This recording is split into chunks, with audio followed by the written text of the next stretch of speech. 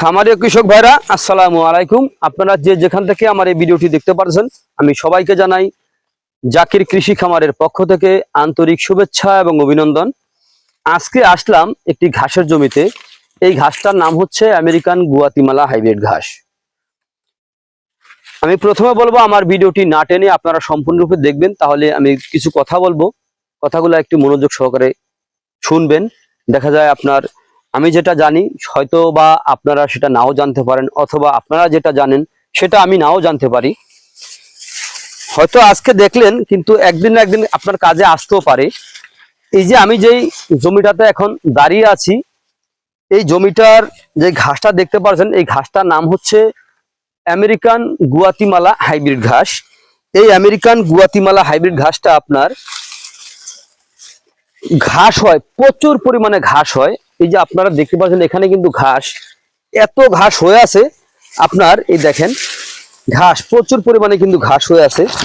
এই ঘাসটা আপনার প্রচুর পরিমাণে ক্যালসিয়াম রয়েছে, ভিটামিন মিনারেলের অথবা প্রোটিন রয়েছে। এই ঘাস খাওয়ালে আপনার দানাদার খাদ্যের কিন্তু চাহিদা অনেকটা কমে যাবে।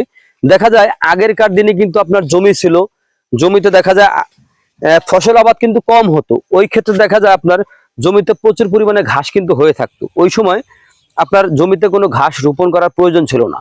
আর এখন বর্তমানে কিন্তু প্রত্যেকটা জমিতে কিন্তু ফসল আবাদ হচ্ছে। এই কারণে দেখা যায় আপনার গরু ছাগল পালন করতে কিন্তু অনেক কষ্ট হয়ে যায়। এই বিধায় যদি আপনারা ঘাস আগে চাষ করতে পারেন, তাহলে কিন্তু গরু অথবা ছাগল পালন করতে আপনার কোনো অসুবিধা হবে না। অনেকে দেখা যায় এই গরু অথবা ছাগল খামারে গরু ছাগল উত্তোলন করে তারপরে ঘাসের চিন্তা করে যে ঘাস কোথায় পাবো। কিন্তু ভাই আমি বলবো, আপনারা যদি আগে গরু ছাগল খামার করতে চান, তাহলে আগে ঘাস চাষ করবেন। ঘাস চাষ করলে তারপরে আপনি গরু ছাগল পালন করবেন, তাতে আপনার কোনো অসুবিধা হবে না। গরু ছাগল আপনি খুব যদি শখের বশতে যদি আপনি গরু ছাগল পালন করেন, শখের বশতে, তাও আপনার দেখা যায় একটু ঘাস যদি আপনি চাষ করেন, দেখা যায় আপনার ওখান থেকে ঘাস খাওয়াতে আপনার কোনো অসুবিধা হবে না। দেখা যায় একদিন জমি চাষ করে রোপণ করবেন, দেখা যায় একবার চাষ করে রোপণ করলে আপনি কমপক্ষে 5-7 বছর পর্যন্ত আপনি কিন্তু অটোমেটিক ঘাস খাওয়াতে পারবেন। দেখা যায় কিছু ঘাস রয়েছে আপনার বিচি থেকে হয়, যেমন দেখা যায় বীজের ঘাস যদি আপনি একবার রোপণ করলে দেখা যায় একবার দুবার কাটার পরে কিন্তু ঘাসটা থাকে না। যেমন অনেকে বলে যে আমেরিকান গুয়াতিমালা হাইব্রিড ঘাসের আপনার বিচি কত করে বিক্রি করেন। ভাই এই ঘাসের কোনো বিচি হয় না, এই ঘাসের কাটিং থেকে কিন্তু আপনার এই ঘাসটা উৎপাদন হয়ে থাকে। কিন্তু এই ঘাসের অনেকে বিচি বিক্রি করে। ভাই এই ঘাসের কোনো বিচি হয় না, এই ঘাসের কাটিং থেকে ঘাস হয়, সেই কাটিং থেকে আবার চারা হয়, চারাও আপনি রোপণ করতে পারেন।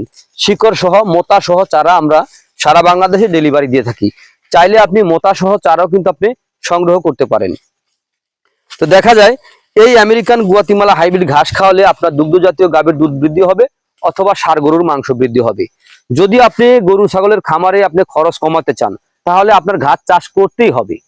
ঘাস ছাড়া কিন্তু আপনার গরু ছাগল পালন করা যায় না।